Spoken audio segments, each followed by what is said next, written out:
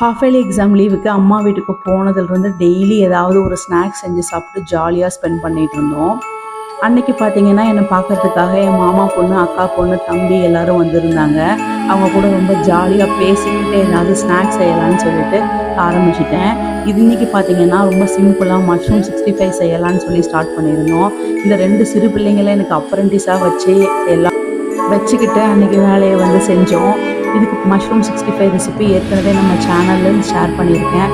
அன்றைக்கி செஞ்சது என்னவோ பார்த்தீங்கன்னா ஒரு 15 மினிட்ஸ் ரெசிபி தான். ஆனால் பேச்சு மணிக்கணக்கில் பேசிக்கிட்டு என்ன நடந்துச்சு போச்சு, அவள் காலேஜ்லாம் எப்படி இருந்ததுன்னு சொல்லி கேட்டு விசாரிச்சுக்கிட்டு ரொம்ப ஜாலியாக டைம் ஸ்பெண்ட் பண்ணியிருந்தோம்.